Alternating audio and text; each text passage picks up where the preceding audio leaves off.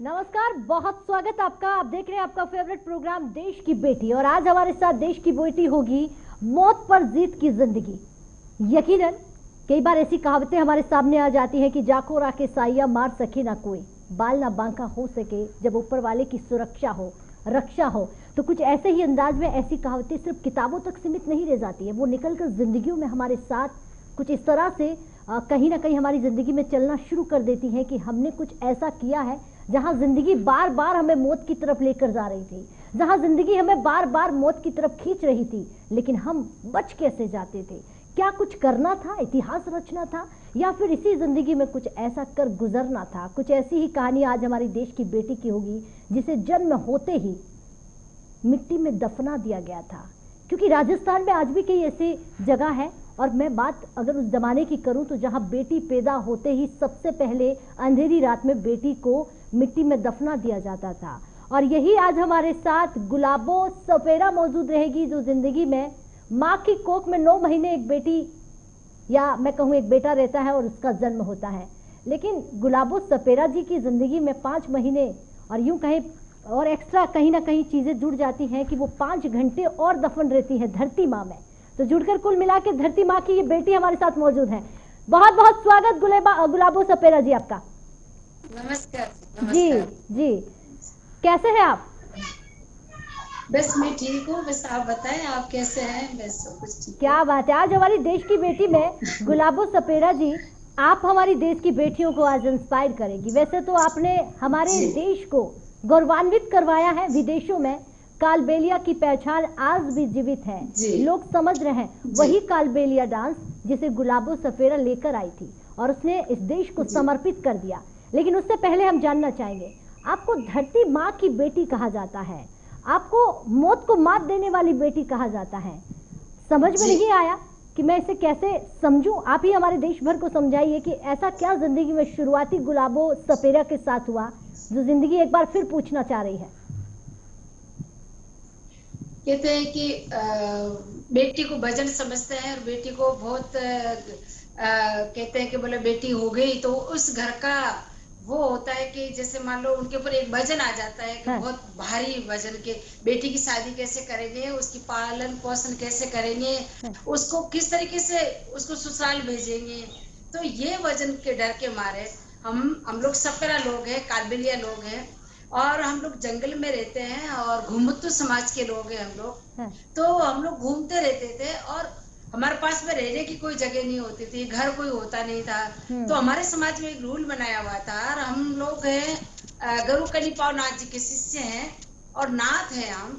तो एक रूल बना रखा था कि बोले लड़की जो होगी उसको अपने जिंदा नहीं रखेंगे, क्योंकि लड़की अगर रही तो उसकी कहाँ से तो शादी करेंगे, कहाँ से उसको विदा करेंगे, उसके पालन पोषण, जंगल में रहते हैं, पता नहीं बेटी की जात है, कपड़े हमारे पास होते नहीं है पहनने के लिए। बस ये सारी मजबूरियां थी जिससे हमारे एक रूल बना रखा था कि बेटी को अगर एक बेटी को रख ले तो बहुत है, नहीं तो बोला किसी बेटी को नहीं रखना है, उसको वापिस जैसी धरती माँ के पेट से आती है और धरती माता के पेट में वापिस उसको डाल दो। तो ये रूल था, और उसी समाज की बेटी मैं हूँ, उसी कालबेलिया समाज की, उसी सपेरा समाज की, उसी नाथ समाज की बेटी मैं हूँ, जिसका मेरे घर में 7वां नंबर है। शाम की 7 बजे हुई, धनतेरस का जन्म है मेरा। और मेरे पापा चले गए थे कुछ सामान लेने के लिए और मैं शाम की 7 बजे जन्मी। औरतों ने सोचा कि बहुत अच्छा मौका है, इसका बाप आज घर पे नहीं है और इनके घर में पहले 3 बेटियां। वो 3 बेटियां क्यों थी कि मेरे पापा इस रूल से खिलाफ थे और माता चामुंडा के पुजारी थे। तो वो कहते कि मैं बेटी को नहीं मार सकता जिस बेटी की पूजा करता हूँ। तो मेरे पापा उस रोज थे नहीं, और जो दाई माई जन्माती है वो ही औरतें मुझे ले जाके, और मेरी माँ को बताया नहीं कि लड़का हुआ या लड़की, और वो ही औरतें उठा के मुझे और माँ के पास में से जन्माते और ले जाके जंगल में ले जाके मुझे खड्डा खोद के वहां पे गाड़ दिया। मेरी माँ ने जब पूछा कि लड़का हुआ या लड़की, तो औरतें धमका के चली गई कि कुछ भी हो तेरे को कोई मतलब नहीं है। तो मेरी मौसी ने कहा कि लड़की हुई थी, उसको जमीन में गाड़ दिया। तो मेरी माँ रोने लगी, कहने लगी कि बहन तू मेरी हेल्प कर, मेरी बेटी को वापस लेके आते हैं। मेरी मौसी भी उस टाइम पे मना करके चली गई, लेकिन वो शाम को रात को वापस आई। वो कहती है कि मर गई होगी, लेकिन फिर भी अपनी कोशिश करते। मेरी माँ ने कहा कि नहीं, मेरी आत्मा कहती है, मेरा दिल कहता है कि मेरा जो जिगर का टुकड़ा, जो मेरे कलेजे का टुकड़ा, वो मुझे जरूर जिंदा मिलेगा। और मेरी आत्मा कहती है। कितने घंटे आप जमीन में रही? मैं 5 घंटे। मैं शाम की 7 बजे हुई थी, रात की 12 बजे मेरी माँ और मेरी मौसी मुझे वहां से निकाल के लेके आई। रात की 12 बजे जब सब सो गए थे, सुबह उठते ही कहते ना, कोई जवान होने के बाद, कुछ करने के बाद विरोध चालू होता है। मेरे तो जन्मते ही विरोध चालू हो गया। अच्छा। समाज के लोग सुबह बहुत बड़ी पंचायती बिठाई, फिर उसके बाद में बहुत सारी बातें हुई कि तुम मुर्दा लड़की को लेके आए। मेरे पापा ने कहा कि वो मुर्दा लड़की नहीं है, वो धरती माता की बेटी है। 9 महीने माँ के पेट में रही है, 5 घंटे धरती माता के पेट में रही है। मेरी बेटी मुर्दा नहीं है, मेरी बेटी मामूली नहीं है, मेरी बेटी स्पेशल है। इस तरीके से मेरे पापा कहते रहे। और बस इसी तरीके से मैं मेरी माँ के पेट, हाथों में, मेरे पापा की गोद में पलती रही, बड़ी होती रही। 7-8 महीने की थी मैं, तो मेरे पापा मुझे साथ ले जाना स्टार्ट कर दिया था, बस इसी डर के मारे कि समाज के लोग हैं वो मेरी बेटी को मार देंगे। तो वो सांपों को नचाते थे मेरे पापा बीन बजा के। और मैं 8-9 महीने की थी जब मेरे को लेके जाते थे। सांपों का जो बचा हुआ दूध जो औरतें पिलाती थी, वो मुझे पिलाते पापा। और बस मैं माँ के दूध की परवाह नहीं करती। सुबह से शाम पापा के साथ रहती थी और शाम को लेके आते मेरे पापा। और तो समाज के लोगों ने कहा कि ये तो बेटी को नचाता है, बेटी की कमाई खाता है। क्योंकि मैं 2-3 साल की हो गई थी, तो गले में पहन के सांपों को डांस कर रही हूँ, कभी मैं उनके साथ खेल रही हूँ। तो ऐसे होता है कि हर लड़की, हर कोई लड़का अपने बहन भाई के साथ खेलता है। मैं सांपों के साथ खेलती थी, सुबह से शाम मेरे पापा के साथ रहती थी और सांपों के साथ ही खेलती थी, सांपों के साथ ही नाचती थी। सुनकर डर लग रहा है।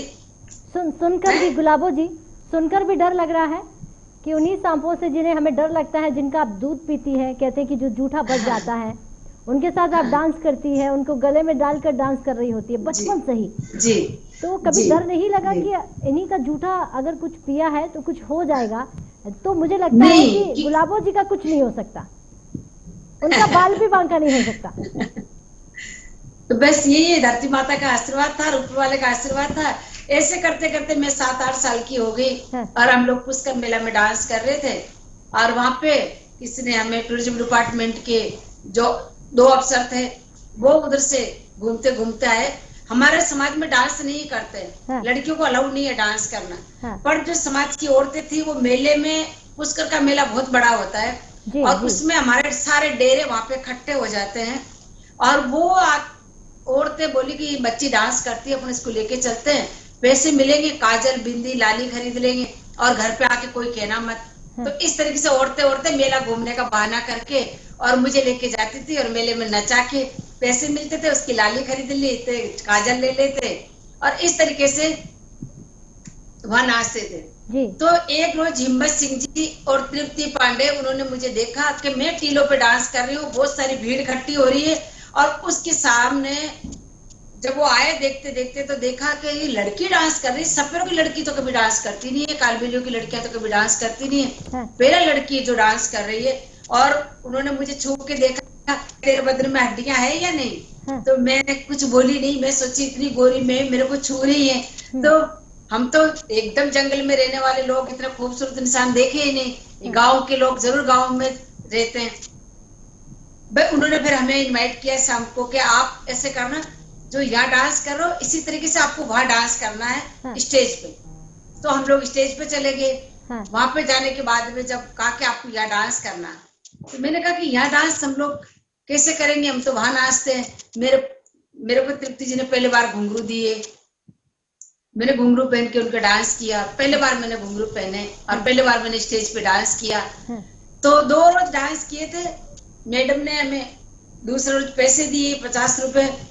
और जब मैं पहले बार डांस कर रही थी तो लोग तालियां बजाए, मैं डर गई एकदम। मैंने कहा ये लोग मुझे भगा रहे हैं, ये ताली क्यों बजा रहे हैं? तो मैंने नीचे उतरा, जब मैम से पूछा, मैं मैम अच्छा तो बहुत लगा, ऐसे लगता कि मैं इसी जगह के लिए जन्मी हूँ, ये स्टेज है, ये मेरा मंदिर है, पब्लिक मेरे भगवान है, पर ये लोग ताली क्यों बजा रहे थे, मुझे भगा क्यों रहे थे? तो मैम ने मेरे को बोला कि पागल, वो भगा नहीं रहे थे तेरे को, तेरा सम्मान कर रहे थे। जो लोग लोकल लोग होते हैं वो पैसे फेंकते हैं, और ये जो लोग होते हैं बड़े वीआईपी लोग हैं, ये लोग ताली बजा के सम्मान करते हैं। अच्छा। मैंने कहा अच्छा क्या तो बात मुझे है। बहुत अच्छा लगा मैम। पहले बार मैंने सन 81 में अच्छा, पुष्कर मेला में डांस किया, 81 की बार। आप बात कर रहे हैं, हमारे दर्शकों को भी 81, समझ में आए कि 81 में ये बेटी किस तरह से जिंदगी से लड़ रही थी।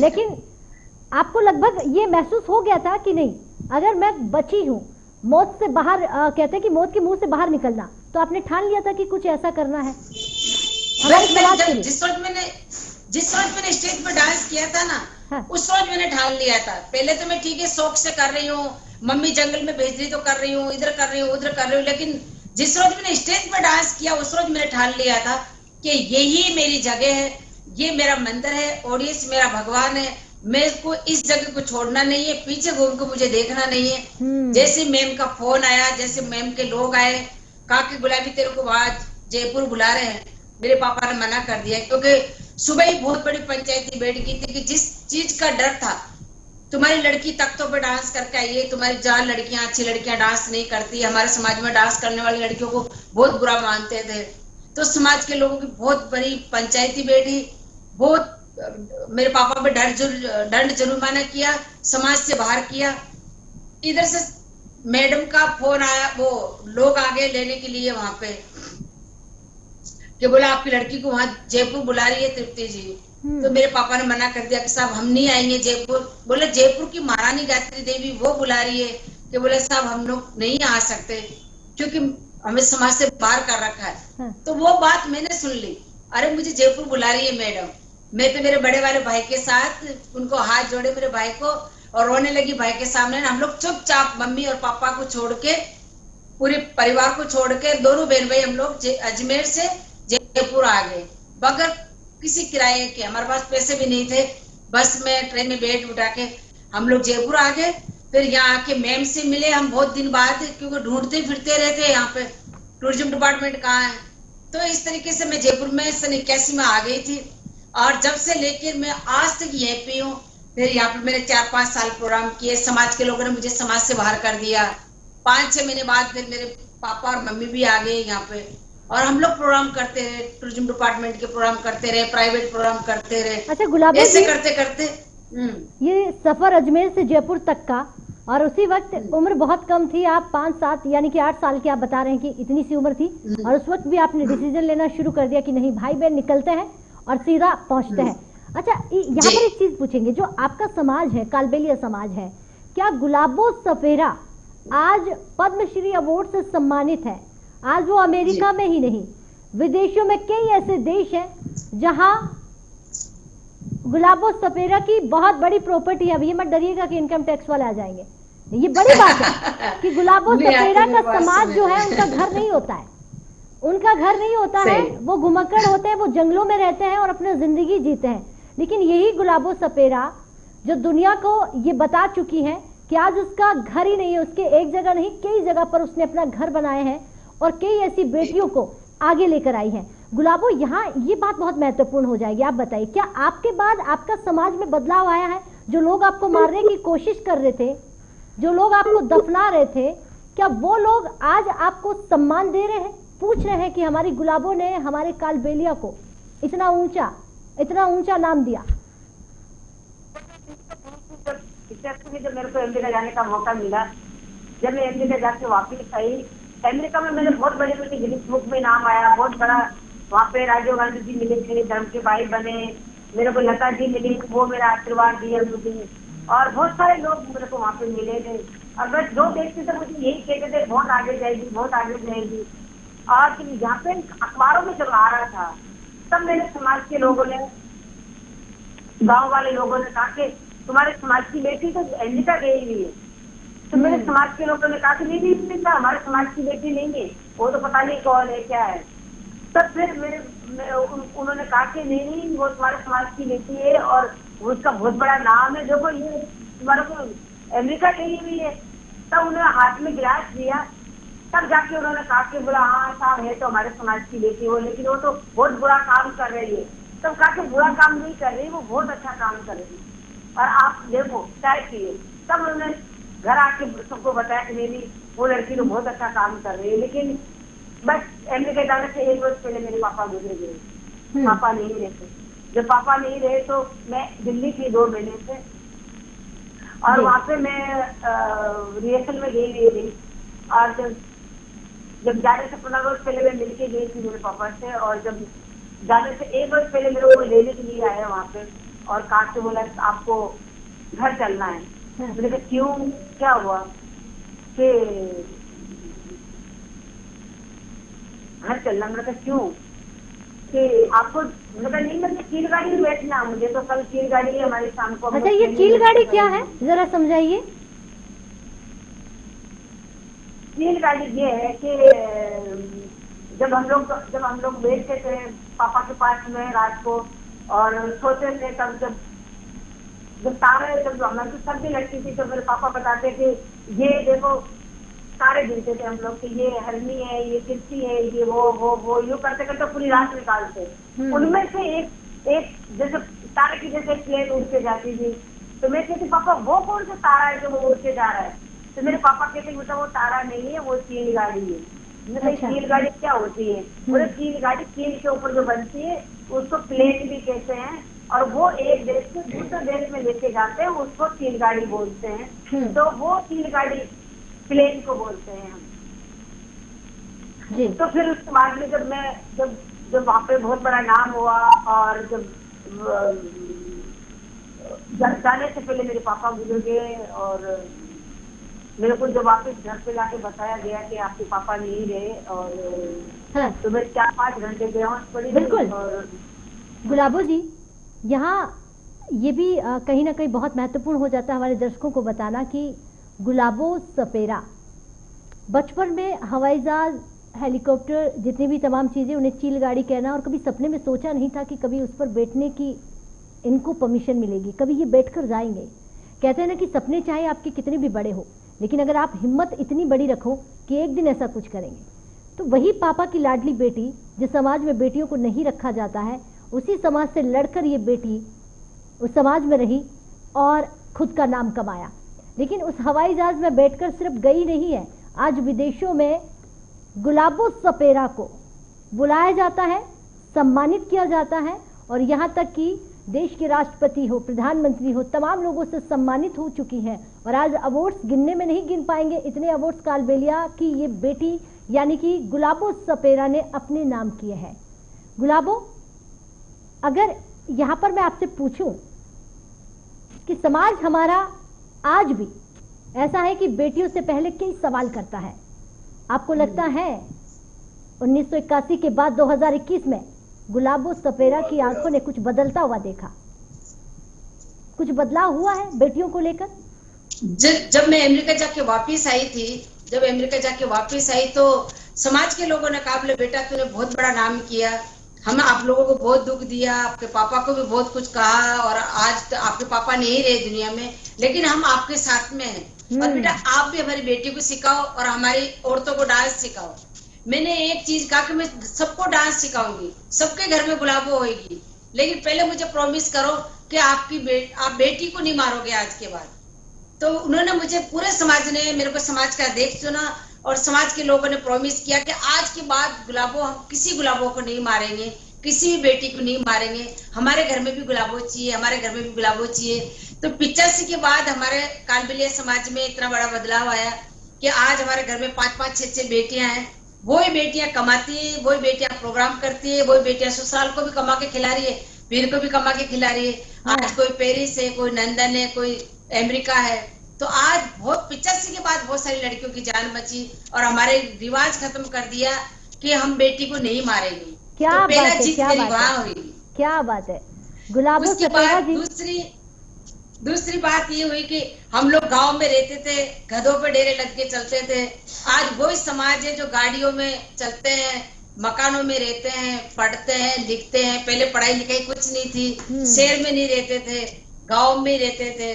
कपड़ों में बदलाव आया, सब जीन्स पहनते हैं, सब धोती छोड़ दी, जीन्स पहनना स्टार्ट कर दिया, पैंट शर्ट पहनते हैं। लड़कियां सलवार सूट पहनती है और अपने पाँव पे खड़ी हो गई। आज हर लड़की, हर औरत आज शादी करके भी जाती है तो वो यही कहती है कि नहीं, हम किससे दब के नहीं रहते, हम रोटी दे रहे हैं आपको, आप हमें रोटी नहीं देते।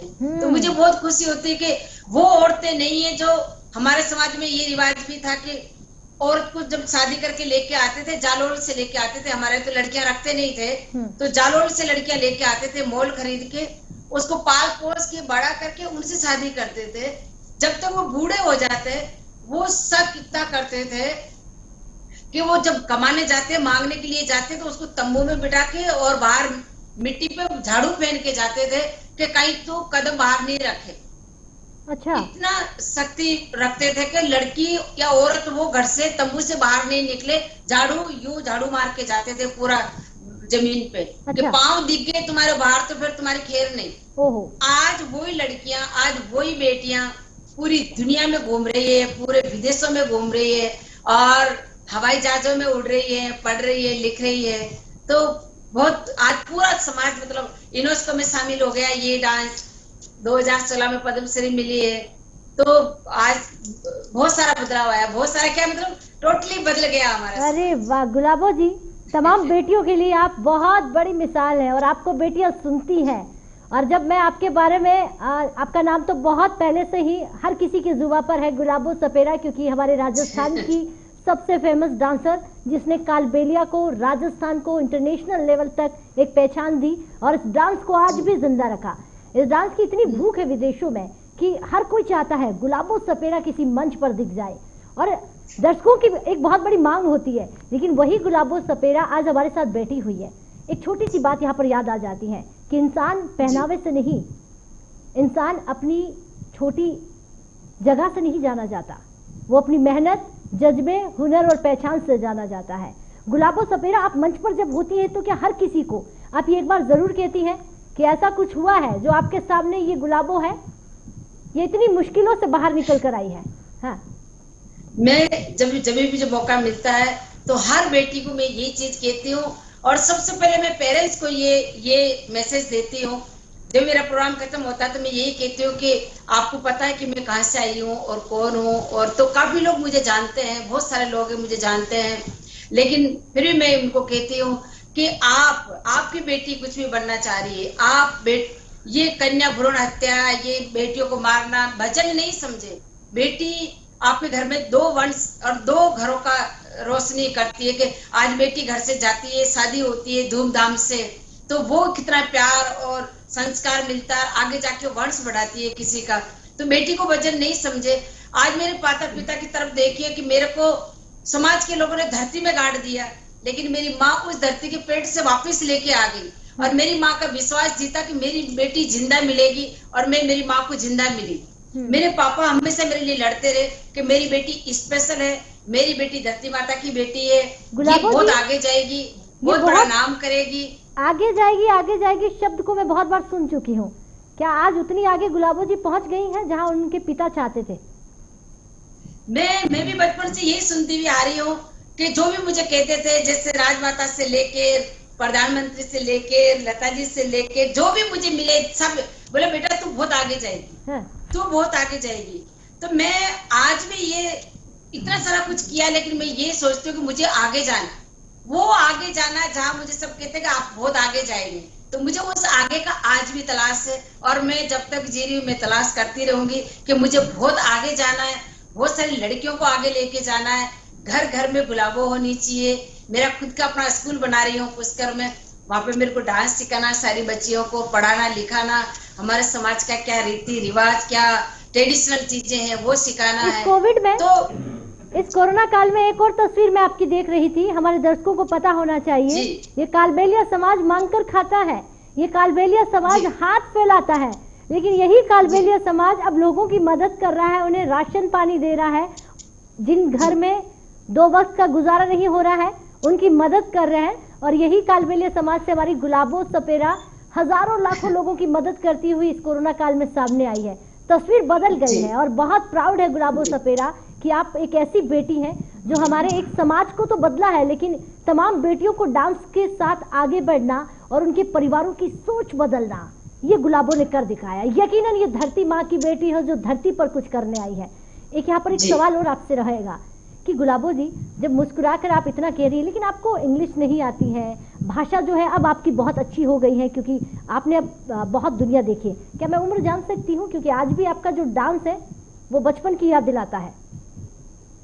मैं वैसे मेरी उम्र जो है वो 50 साल की हो गई है, मैं 50 की हूँ अभी, लेकिन मैं मेरे डांस से कंपेयर नहीं करती हूँ मेरी उम्र को, कि मेरा डांस तो वो की वही है, अभी वही बचपन वाला डांस है और वही जवान। देखो कला कभी बूढ़ी नहीं होती है, हाँ। शरीर बूढ़ा हो जाता है लेकिन कला कभी बूढ़ी नहीं होती। कला को नई तो जवानी की जरूरत है, कला को नई लैंग्वेज की जरूरत है, कला को और नई किसी भाषा की आपको दिक्कत आई मोहताज है। जब आप अमेरिका पहली बार गई तो आपको लगा कि नहीं गुलाबो कैसे अमेरिका, और आज गुलाबो अमेरिका में ऐसे जाती है उसी चील गाड़ी में, जिस चील गाड़ी गुलाबो की भाषा में है लेकिन हमारी भाषा में, उसी हवाई जहाज में वो हर घंटे में हर दिन में बैठने के लिए पता नहीं कितनी बार निकलती होगी, कितनी समस्या आई? जी, पहले बार जब हम लोग गए थे तो ग्रुप के साथ गए थे तो कोई दिक्कत नहीं, सब लोग, पर सब लोग वहां पे जाने के बाद में तो सब इंग्लिश ही बोल रहे थे, तो हम लोगों को समझ में नहीं आता था कि ये बोल रहे क्या है। तो वो कोई, जब हम लोग यहाँ से जा रहे तो कहा था कि अगर कोई आपको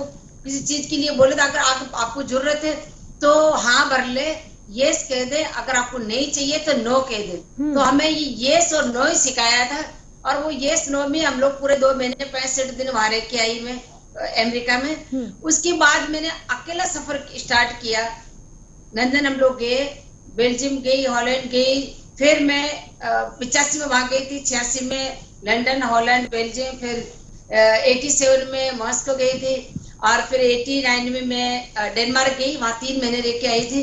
वहां पे एक डेनिश लड़की है, उसने मुझे काफी समझाया और काफी सिखाया, और मैं मतलब आज मैं 165 कंट्री जा चुकी हूँ, पढ़ी लिखी नहीं हूँ, भाषा मुझे नहीं आती है, लेकिन मैं अपना काम निकाल लेती हूँ। वो इसलिए कि मैं अपना आप पे बहुत विश्वास करती हूँ, मेरा आत्मविश्वास बहुत है कि मेरे पे विश्वास है, मैं किसी से कमजोर नहीं हूँ, मैं पढ़ी लिखी नहीं हूँ, लेकिन मैं कभी नहीं सोचती हूँ ये पढ़ाई बहुत जरूरी है, पढ़ाई बहुत जरूरी है कि पढ़े लिखे लोग की आंखें 4 हो जाती, अनपढ़ की 2 ही रहती। लेकिन मैंने ये 2 आंखों की कमजोरी कभी नहीं आई मेरे सामने कि मेरे भी 4 आंखें होनी चाहिए। मेरी 2 आंखें इसकी मैं 10 आंखें बना के रखी हुई है कि मैं किसी से कम नहीं हूँ, मेरे को आगे निकलना है, चाहे कैसी मजबूरी आए, चाहे कैसी मुसीबत आए। एक बार की बात बताती हूँ मैं आपको कि मैं डेनमार्क थी, डेनमार्क से मैं वहां पे चली गई स्विट्जरलैंड प्रोग्राम करने के लिए।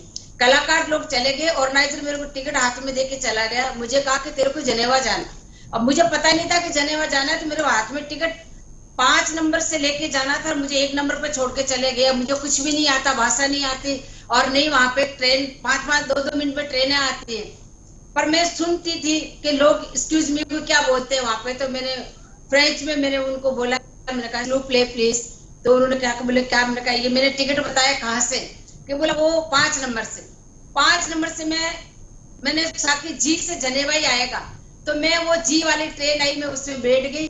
5 घंटे बाद में वो देखती रही, नंबर चलते रहे, जी पे जी लाल लाइट आई, मैं नीचे उतर गई और मैं मेरे एयरपोर्ट पे पहुंच गई वहां पे, और वहां से मैं प्लेन लेके और डेनमार्क आ गई। क्या तो बात मैं है, कभी अपना आपको ये इतना कमजोर नहीं सोचा कि मैं आज अकेली हूँ। गुलाबो जी, आपकी कहानी इतनी बड़ी है कि अगर हम सुनने बैठे और हमारी दुनिया को सुनाने बैठे तो ये वक्त जितना आपने दिया है, 40 साल का सफर है ये, 40 साल का सफर है, थोड़ी सी देर में नहीं आ सकता। बड़ा अच्छा लग रहा है कि आप मुस्कुरा कर, इतना कॉन्फिडेंस आपके अंदर है, और आपने कहा कि कभी मैंने खुद की कमजोरी को आगे नहीं आने दिया। ये सीखना है हमारी बेटियों को कि आप अपनी कमजोरी को ना आगे आने दें, ना लोगों को बताएं। आप उन्हें कहें कि आप उनसे कम नहीं है, जैसा गुलाबो सपेरा ने अपनी जिंदगी में अपनाया। गुलाबो जी, बहुत बहुत शुक्रिया और बहुत बहुत धन्यवाद हमारी बेटियों को इतना सब देने के लिए, हमारे देश के नाम को गौरवान्वित करवाने के लिए, बहुत बहुत धन्यवाद। तो मौत से अगर कहा जाए जिंदगी तक की जीत, ये सफर आसान नहीं होता है, लेकिन जिंदगी आसान हो जाती है अगर आप खुद से जीत जाए और आप ये कह दें कि मुझे हराने वाला कोई नहीं है जब तक मैं खुद नहीं हार जाता, और यही मानकर आपको जिंदगी में आगे बढ़ना है। देश की बेटी में फिलहाल इतना ही। देश और दुनिया की तमाम खबरों के लिए बने रहे हमारे साथ।